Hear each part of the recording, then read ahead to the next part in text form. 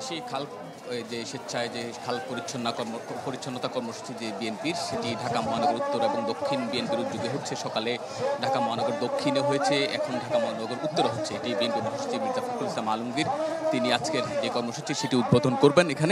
এখানে উত্তরা যে 15 নম্বর সেক্টর রয়েছে, সেক্টরের 9 নম্বর ব্রিজের পাশে, অর্থাৎ অফিসার্স ক্লাব যেটি রয়েছে সেটির পাশেই এই যে খাল রয়েছে, সেটি খালের যে পরিচ্ছন্নতা কার্যক্রম সেটি উদ্বোধন করবেন। তো এর আগে এখানে একটি সংক্ষিপ্ত সমাবেশ হচ্ছে। এখানে বিএনপি মহাসচিব মির্জা ফখরুল ইসলাম আলমগীর তিনি ইতিমধ্যেই এসে উপস্থিত হয়েছেন। এছাড়া এখন বক্তব্য রাখছেন ঢাকা মহানগর উত্তর বিএনপির সদস্য সচিব মোস্তফা জামান। এরপরে হয়তো যে আজকের যেই সংক্ষিপ্ত যে সমাবেশ সেটির প্রধান অতিথি আমিনুল হক তিনি বক্তব্য রাখবেন। এরপরে বিএনপি মহাসচিব বক্তব্য রাখবেন।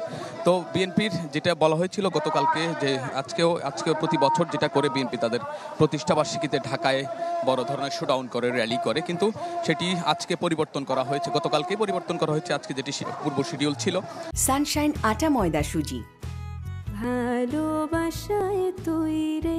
তো বিএনপির পক্ষ থেকে বলা হচ্ছে যে প্রচণ্ড গরম এবং যেই রাস্তায়, যেহেতু ডে অনের দিন আজকে, তো ডে অনের সময় যে মানুষের যে অফিসে যাওয়া এবং মানুষের জনদুর্ভোগ যেটা হয় সেটা লাঘব করার জন্যই মূলত বিএনপি এই তাদের যে পুরো আগের যে কর্মসূচি ছিল, অর্থাৎ যে র্যালি কর্মসূচি ছিল সেটি থেকে তারা তারা তারা বেরিয়ে এসছে এবং তারা স্বেচ্ছায় যে খাল পরিচ্ছন্নতা কর্মসূচি সেটি কার্যক্রম চলবে এখন।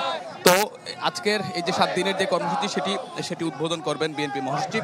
সে উদ্বোধনের পর হয়তো তিনি আরও বক্তব্য রাখবেন। বলা যায় বিএনপি দীর্ঘদিন ধরে যে নির্বাচন কেন্দ্রিক যে কথাবার্তা বলছে, সেটিও হয়তো আজকের এই খাল খনন কর্মসূচির যে সংক্ষিপ্ত বক্তব্য রয়েছে সেখানে বিএনপি মহাসচিব আবার পুনর্ব্যক্ত করবেন। নিশি।